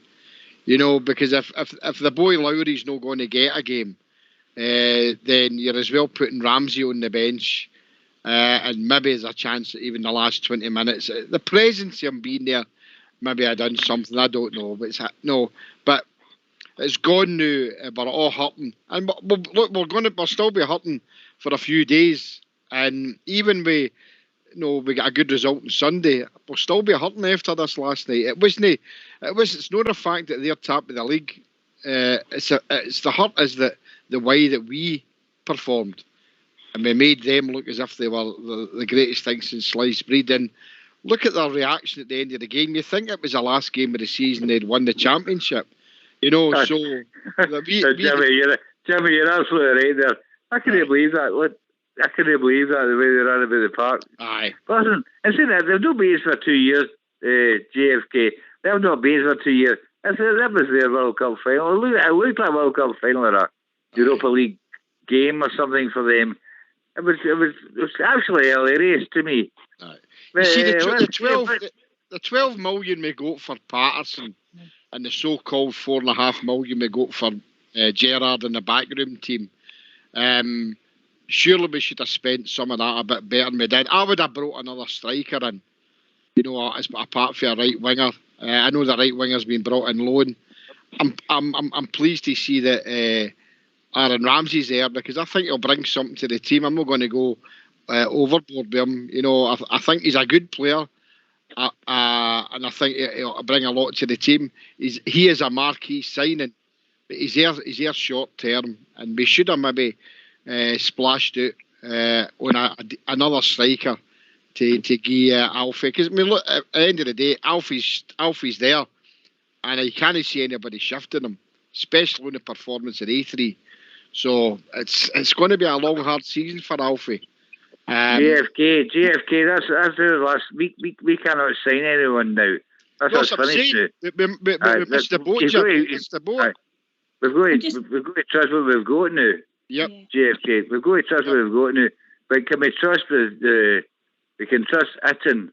Okay, Alfie's our man. Alfie's a good football player. Roof is not a good football player, and neither says Itten. They're not good football players. JFK, you watch the game. We go to the football, watch it all the time.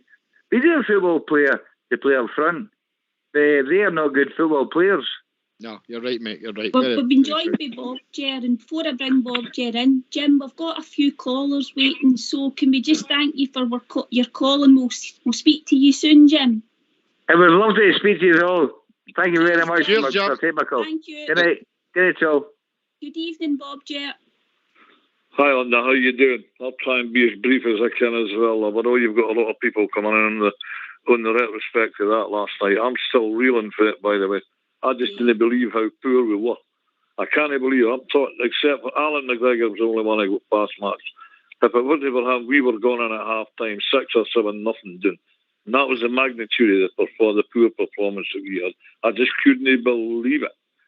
Couldn't believe it. We managed another miracle. We made Greg Taylor look like a football player. And honestly, but that's the downside. Upside, it's a point, and that's no insurmountable. I'm sure you'll agree with me there, JFK. You just stuck on that there now 2 minutes ago, mate. It's no insurmountable. There's 14 games to go here.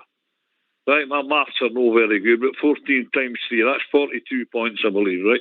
42 points to be played for here. And again, they're on top of the world, and it's lapsy on them, jumping up and down, and the half of Japan loves them. No, it's not over till it's over. 1 point is not insurmountable. I mean, 5 or 6, well, you're maybe thinking about maybe conceding because you wouldn't catch them. I wouldn't think you would. But 1 point, no. Let's put it behind us, get the squad together, have a good talk, get it out of your system, get out here against Hearts on Sunday, and get that bloody vital spark back that we had as Rangers. That's been missing all season.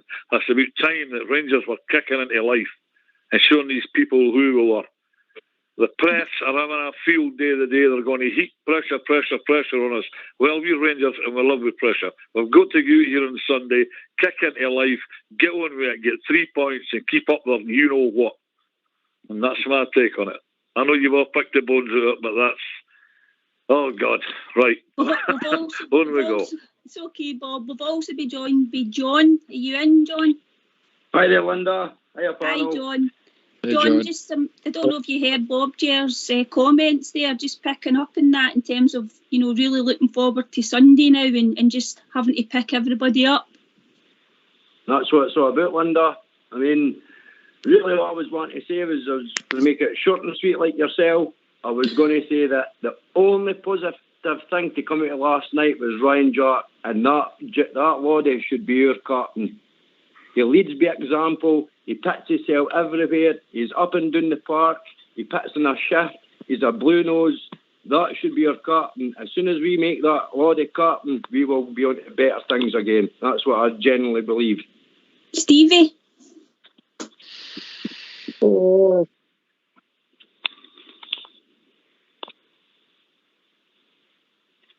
Is it clapping the dog? You there, Stevie?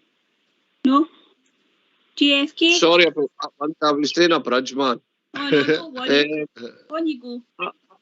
I listened to the caller there talking about Ryan Jack should be our captain. But again, you've got to have somebody that's going to be there all the time, ever present. Ryan Jack's kind of injury prone, one thing or another. He's not been there a lot of the season. I agree with him. Everything else, he ticks all the boxes. But you've just got to be there. You've got to be ever present to be a captain in my eyes. And he's totally right. He was the positive last night. He was our best player in the second half by a mile. I'm not one to start, as I said earlier on. I've said my bit about captain. The Tab should have been out doing the press interviews and that and stuff like that. Look, we draw a line. We do what old Bob Jer says there. I hope he doesn't mind me calling him old Bob Jer, but we should be doing draw a line, dig your heels in. We're Glasgow Rangers. There's 1 point. There's all these points left to play. I'm pretty sure. See, if you look at our team and look at theirs last night, on paper we should have hammered them. Absolute hammered them into the ground without Morelos. It was just the wrong attitude, the wrong setup, the wrong team. We'll draw a line, move on. Hearts is the biggest game of the season. Let's see where it brings me. We Alf be back. Ramsey maybe in the team. And just let's see what happens for there. But the caller's right. Ryan Jack ticks all the boxes to be a captain. But a captain's got to be on the park, unfortunately. And Ryan Jack's not been there. Jimmy, thoughts? I've said before, I mean, I'd like to see Ryan Jack as a captain, but there's got to be more than one captain on the park. They've all got to be captains. They've all got to fight for it. I didn't. I mean, you look at the game last night. Look at the reaction. All they wanted to do last night, especially the one that the third goal where Barisic, where was he? They're all pointing the finger at one another and blaming each other. There's no Klein's fish. Come on, let's do this. Blah blah blah. So everybody should be captain. I could go on and as I said earlier on, Linda, and name fantastic players who were never captain of Rangers, but they gave everything. You could see it on the park, and we've all seen it. So making Ryan Jack the captain might be the answer. Taking it off of Tavernier, will it make him a better player? I don't think it will. Will it make him a worse player? I don't think it can make him any worse. So that's a decision. Look, it's been done before with Ama Russo and Barry Ferguson and things like that. The captaincy was taken away from players and giddy players during a middle of a season. So it's not a new thing. But we need to do something. It needs to do something positive to give him a shock to get this going, because we can't let this fester. But at the early stages, and it's at that stage that we can stop it happening. And it has 14 games to go. There's 42 points to be won here. So let's go with that positive attitude, because we're all positive. Yeah. They've got to pick up our fuzz. Yeah. John, would you make a lot of changes for Sunday? Do you think that there's definitely players that played last night that just won't be anywhere near the starting 11 on Sunday? Well, Barisic for a start, that's your main man. And then I would go down the same wing and I would put Ryan Kent in there as well. He was non-existent at all. You maybe have to possibly look at Barcy as well now. But I would still say, and the gentleman was right earlier on, that he does need to be playing all the time to be a captain. But let's just hopefully That's all his injuries gone now, and he is definitely our next. He should be our captain. I can you're saying we should have 11 captains on, but you need one leader there. You need the alpha on the park that everybody's got respect for. And there's only one player in that park last night that I'll get any respect for, and that would have been Jack, I'm afraid. Anyway, we've been joined by Alex, and Liz is in also just for the last half hour of the show. How you doing, Liz? How you doing, Alex? I'm fine. Yourself? Yeah, we're doing okay. Alex, how you?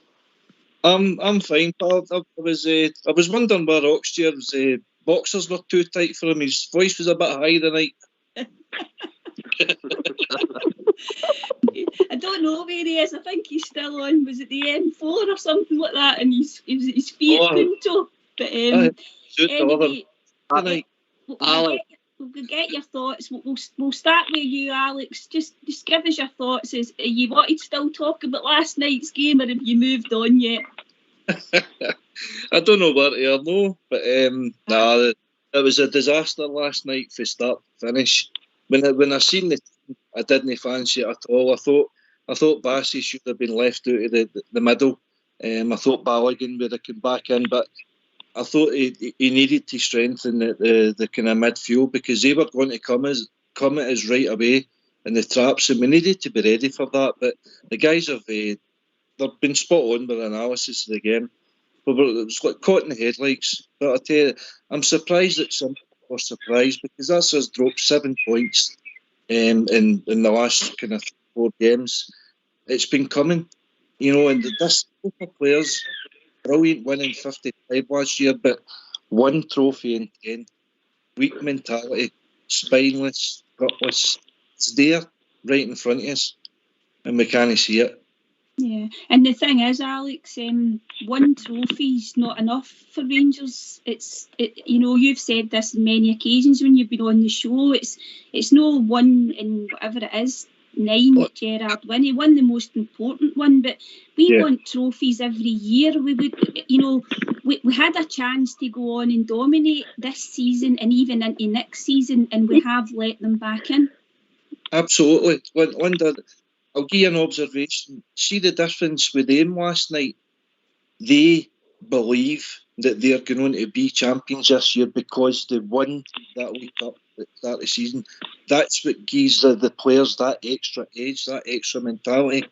Yeah. As soon as come in, he won the League Cup right away. He instilled faith and belief, in the winning habit back into that Rangers team, and that was a springboard for his success. That's been our problem. We've not been taking the cup seriously enough, or we've not been up for the cups. We're getting outfought. Every time we get outfought, a physical game, Tavernier said it himself, we go into ourselves, we don't like it in our face. Weak mentality, I'm afraid. And that's exactly what happened again last night. It happened when Gio sat in the stand and he watched it. The team just bottled it. They collapsed under the pressure they had. It's not good enough. I'll just bring Liz in just now, and then I'll bring you back in. Liz, do you think it was was it bottle last night? Was it just tactics, or was it just everything that went wrong? I think the first half they were just in the turn up. I think when Rangers in the turn up, Celtic played, I think, better. But if Rangers turned up, I didn't think Celtic would play. But the thing is, we brush ourselves down, we get back on for Sunday. I would make 2 changes on Sunday. I'm not sure about Ramsey, because I don't know if he's playing or no, but I would make Balogun and Jack. I would definitely have them in my team. And I was just wondering, I was reading something or I heard it in news. How can Hollander not play in Europe? Is it just because he's been injured, or? Did you see Hollander? He's still injured, Liz. But it was saying that I think he was maybe getting to go in. I think he could have been named in the Euro squad. I'm not sure, but if he's no name for this round, that's all right. He's maybe no name for this round, GFK. Liz, you said you'd make 2 changes on Sunday. Would you not play Alfie on Sunday? Yeah. Alfie flew back. He'll be back and ready to go. He flew back this morning. Sunday. Aye, Alfie's got to be available. You missed him last night. Oh, we miss him terribly, mate. You know, he'd have ragdolled a couple of them yesterday. Exactly. He'd in amongst it, you know.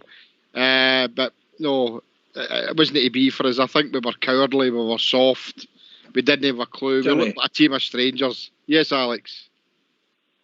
I was going to say, do you think Alfie went to Colombia to drop off a wee package or something? Oh, I Or don't something? know. I don't know. Oh, That's about it. oh dearie me, Certainly man. wasn't to play football anyway, Alex, was it? Narcos, Colombian narcos. Dearie me, you could be right, you know. But that's something that Rangers are going to have to address, you know. It seems that their manager's just be about to get the sack. They've no scored in something like 10 games or something. But to take Alfie there and not even make him one. They have 12 substitutions in that part of the country for the cups and that qualifications. And to know him even in the 12 substitutes is a disgrace. A 15,500 mile round trip just to sit in the stand. Absolutely disgusting. We missed him badly last night. You know, Alex? the 2 games. Alex, want to come back in? No, 100% agree with that, Jimmy. I couldn't believe it. The our teams getting weakened deliberately. I thought the guy's getting called up. He's going to take the call up for his country, but for goodness sake, play him, or else don't risk him. You know, as Linda touched on earlier, Ruth went to Jamaica and said, "Listen, I need some games. I need to get my fitness back up. Can I stay here?" So I think Rangers should have been asking the question there. Listen, we've got important games. Are you going to be playing Morelos or no? And if no was the situation, then sorry, you're not getting them. Can I just jump? I don't want to hog this here, but I think Rangers missed a trick because I looked at because the game was on Premier, right, and their squad for the game was released 3.5 hours before the game, right? Now Alfie was in the stand. Now surely at that point, Alex, Rangers should have said to look, he's in the stand. Let him come home now. We want to have a chance to play him. Do you agree with that? 100%. Well, they done it with Maeda, didn't they? Well, they done it with Maeda, but he played. But Alfie didn't even get a game. It wasn't even a sub, so he wasn't part of the squad. So why did we not make so? I mean, this is not making excuses for last night. But why did we not bring Alfie back when they knew that he wasn't even going to be taking part in the game? He was in the 28-man squad. Yeah, absolutely disgusting. Yeah. It is. It's a source of frustration. Absolutely. I'm going to bring Fox in. Going to bring Fox in just now, Bob, and then I'll come back to you. Fox in. Sure, love. I've listened to all the callers tonight, and the one thing nobody's mentioned is why our manager was outthought last night. The new 5-sub rule is a big bonus for teams that play the high press as Celtic do. And if you noticed that game last night, Celtic ran about everywhere and expended most of their energy, but they replenished it by using their 5 substitutes. We used 3 when we were getting beat 3-0. Yep. Rangers need to get back to the high pressing game where we can use the substitutes to replenish the midfield or the attack when we're going back to the high press and our game's going forward. And I think that's the way we get back on top again. Thank you. That's a great point, Fox. Stevie, Fox. Stevie, do you want to come in that? I hate him. Okay. Absolutely. He's a man who makes sense. Done a hand grenade and then disappears again. He's some man, isn't he? He's got something. He's totally right. The guys, Fox is totally right there. They fought for it. They were one of the clubs to fight to get the 5 substitutes. And it was a tactical thing with them, just the same way as they fought to get the winter break moved forward. That was all to suit. I think you might be right. I think we need to get back to we're setting ourselves up defensively too much, and I think we should be. Rangers are not that team. Rangers are an attacking team. There's certain games for it. Like when Dortmund come, maybe be a wee bit more defensive minded. Then when you've got big Haaland and Dortmund boys coming, that's a different ballgame completely, but fair play to the Foxy. Great point. Bob Ger, Gio was asked about this tendency to sit in and try and defend sort of 1-0 leads and we don't seem to be attacking, and he absolutely just basically poo-pooed that. He said that wasn't the tactic, but that's what it looks like to us, doesn't it? It looks like that to me for weeks, Linda. Yeah. See what happened on the Sunday when they took the lead. They just sort of, sat back, relaxed in conditions like that. Didn't forget, listen, we're on about Rangers defending here. Rangers were 3-0 down to a bunch of journeymen like Hibs. We lost 3 goals against Ross County. And you're bound to say to yourself, well, we're at Parkhead here under the golden lights and you'll never walk alone. Rod Stewart and Susan Boyle. There's a chance they might breach your defence and all. Let's tighten up here, boys. See what I was under that. That would inspire me. Having CRFC on my chest, and that would make me more determined for to defeat them. Don't you shrivel up. Anyway, it's so been said, it's past now and it's on till Sunday against the Hearts, who will be stiff opposition, as we know. I'm interested to see how John Suter will perform on Sunday. But I phoned my young brother last night and he said exactly what Fox said. This man, Bustig Dogloo, or whatever his name is, that's his tactic. He makes him run 1,000 miles an hour for the first 45 minutes to get the lead, to get a convincing lead. That's why he's got so many hamstring injuries. And he's using the 5 substitutes to compensate for it. Fox was exactly spot on. John, so we've got to find a way. We've got to find a way for it to compensate it as well. Yeah. I'm going to shout out, Linda. You will hear more callers here. Okay, thanks very much. One angry bear was wishing you all the best, and I'll catch you later. Cheers, Bob. Bob Ger. John, do you want to come back in that in terms of just the use of subs and just the points that Bob Ger was making? Bob Ger and Fox were exactly right. We use our 5 subs when and if needed, but the biggest thing what I've seen is, I think I will agree, their full backs, they should be wing backs. We get the goal and then we go back and we sit in get them as full backs. When we're scoring the goals, we're using them as a wing back and then we're soaking up the pressure. So me for Sunday, couple of changes, but get more on the front foot and stop sitting back. We're Glasgow Rangers. We're about us. We are the people. So let's get on. Let's get in them, let's get in their faces, and let's get on to another 3 points and get marching to the top of that league again. Well said.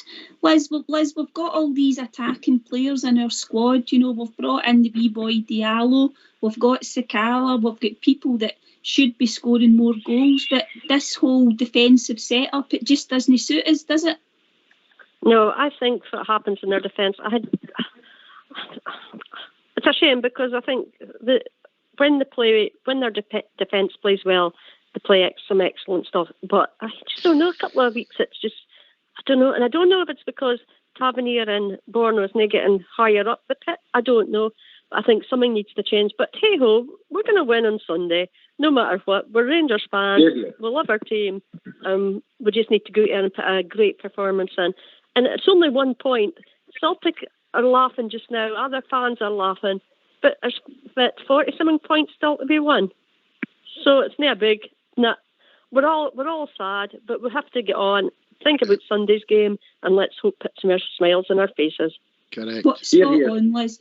JFK, I was going to say earlier on that we probably do need to go on a sort of unbeaten run, don't we? Not draws. We need to go and try and put a string of wins together. There was a wee period last year. We drew with Hibs in the end of September, 2-2 away from home. I don't know if you obviously remember that game. We then went on a 15-game run where we won every game through to the 1-1 draw with Motherwell, and that was 17th of January. Yep. Guess what I was doing today? And that was nearly 4 months, and we won every game. And I would suggest that that's the type of run that we need to put together now. Yeah, 100%. If we get back to playing the football we know we can play, but if we play the way we played last night, we'll win nothing. And that's what he's got to get that sorted out. Yesterday's game's gone. Lizzie's right. yesterday's game's gone, but we need to move forward. But in order to move forward, he needs to correct the wrongs that happened yesterday. And if it means dropping players who should be dropped, but they feel they shouldn't, then that's too bad, because this is Rangers we're talking about. And if he's going to make 5 changes for Sunday, then make the 5 changes. If that's he wants to bring young Lowry in, he's obviously Alfie will be back. But if he's going to drop Barisic, put Bassett left back, bring Balogun into centre defence, put Jack in there. He's got to do that. I mean, play Sakala. No him to the young boy Diallo, but no for me at the moment. He had a good game last week, but that was not right. So if he's going to make 5, even maybe 6 changes, I know that's a lot to some people, so you can't change it, but he's got to do something drastic. And if it doesn't work for us on Sunday, then, as I said earlier on, that run will not happen, Linda. We need to get it together, and we need to get it together before it implodes on us. Yeah. Stevie, do you think he's got the bravery to make those changes? Because let's face it, the players that are in the team now, I mean, it's not working, but do you think he's brave enough to make those types of changes? I don't think he's got an option now, Linda, after last night. Yep. He's got to just do it. That's it. Because he'll not survive if he doesn't. He's got 5 subs there to pick for now, and there shouldn't be a problem. He should make sure that he's got his tactics right, and he needs to get the best out of the players now. He needs to let them know we can't afford any more slip-ups, or it's going to slip away from us. It's as plain as simple as that. Yes, we need to go on a run, and it starts with Sunday. We dig ourselves into the trenches, we wait until the whistle gone, we get turn the hats on, and we set about the jam tarts. Alfie's back. Ramsey should be in the middle of the park at some point. If no starting for me anyway. And just let's see where it takes us. Yeah, spot on, Stevie. Alex, I'm going to put you on the spot. The guys tomorrow night will probably be going through their teams, but just tell us what team would you play on Sunday? Drop the lot of them. No, Mr. Kelly. A lot of them. Honestly, it's off. Give us a team, Alex. After that Hibs Cup semi-final, I was dropping Golson. I was putting Lundstrom in there just to sit him in the bed. So. Oh, that's shit, jeez. Maybe don't bother then, Alex. But no, we need to, listen, I watched the Hibs Hearts game on Tuesday night there as well, and be under no illusion, Rangers don't like it up them. Hearts will come to Ibrox and putting it right in our faces again, because I think there was 3 bookings after about 10 minutes. There was tackles galore, red cards are galore. So, listen, I think it was Jimmy that touched on it. Our best 2 players in the park last night was McGregor and Jack.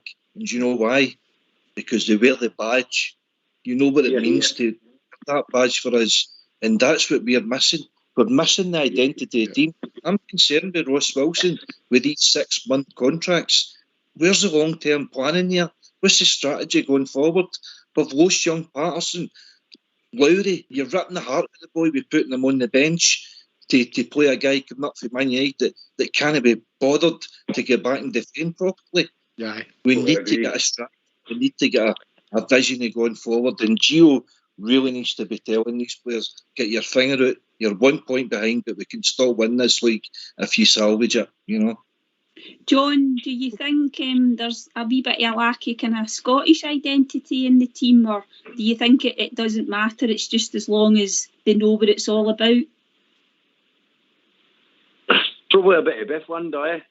We need more blue noses on the park, definitely. The Scottish identity, at least then they would ken last night, whether Gio came out with tactics or no, you ken what they would be all about, and we would nullify it. And then that's where we would start on, again, the front foot and go in and just counter-attack. Well, no counter-attack, but on them, if you see what I mean, eh? Yeah, absolutely. And you come? Sorry, Linda, I'm just going to say, I think we all, Rangers men and the lassies, we all want 11 blue noses on the park. But they've got to be Rangers standard. They've got to be good players. You can't just say, oh, he's up to nose, I fling him in there. He knows what it is to play with a badge. And he's not playing well. He's not at the level that it should be.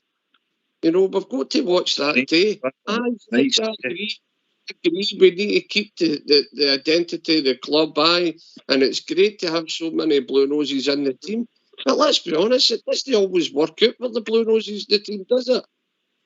No, but we've had plenty of people who weren't sort of brought up Blue Noses that have played for the Stevie, and they've gone on to be legends. And as you say, they have to have every sort of aspect, don't they? They have to have the quality, a bit of heart, a bit of dig.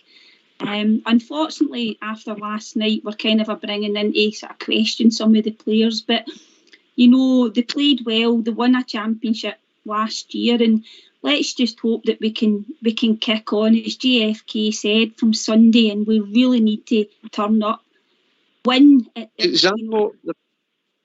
The prime example is Andy Halliday, and it brought up the Copeland Road, Blue Nose. But you get to a level, he done his proud up to we go to a certain level. Then we had to let him go and move on, go to that other level. You know, I wish we could find 11 Blue Noses. It's going to be great in Europe, taking us to the Europa level and taking us to the Champions League level. But unfortunately, it's never going to happen. Never, ever. That's the age. To always have maybe, I'd love to have 2 or 3 in the team, always in the team, but it's never going to work out that way. I'm sorry, but if they I get what Alex is saying, but you to watch your identity of the team and the bigger plan going forward and stuff. I've no doubt Rangers are a professional club. I've no doubt Ross Wilson and these guys have got a plan A, B and C. We just need, sometimes we scratch our heads and wonder, and I think that's what Alex doing now, to be fair.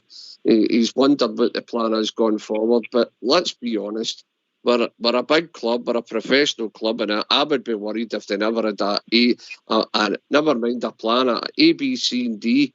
We must have it there. We've got to have a strategy. Well, guys, we've reached that time of the evening. So thanks everybody for the calls, the contribution to the show.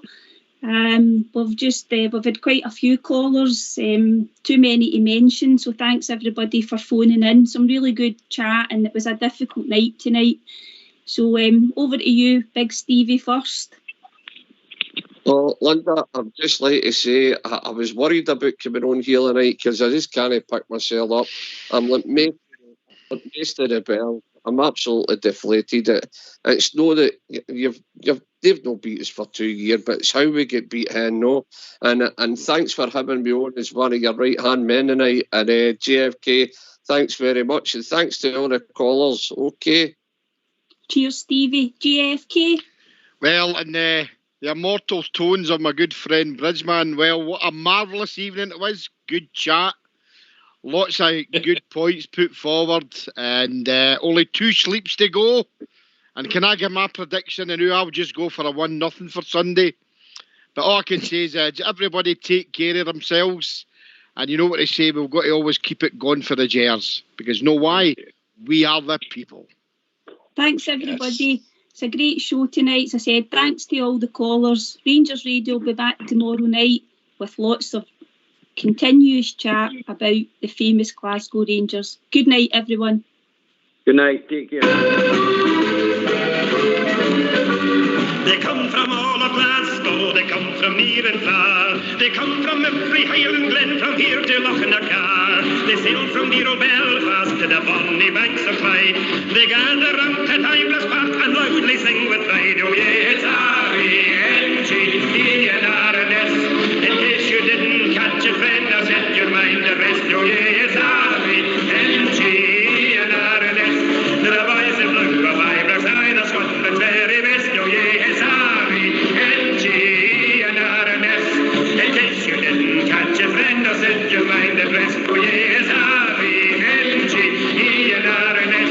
The boys in blue of Ibrox, I the Scotland's very best. Neither Ritchie, Shearer, Robin, John Gregg, McKinnon too. There's Baxter, Henderson, George McLean, they proudly wear the blue. There's Miller, Brandon, Wilson, what better could you want? Plus 70,000 Rangers fans that proudly sing this chant. Oh yes, R-A-N-G and R-N-S. In case you didn't catch it, then I set your mind at rest. Oh yes, R-A-N-G and R-N-S.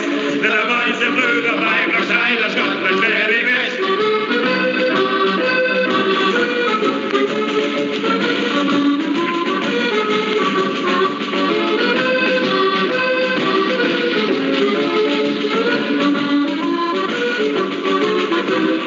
Ritchie, Shearer, Robin, John Craig, McKinnon too. There's Baxter, Henderson, George McLean, they proudly wear the blue. There's Miller, Brandon, Wilson, what better could you want? Plus 70,000 Rangers fans that proudly sing this chant. Oh yes, R-A-N-G-E-N-R-N-S.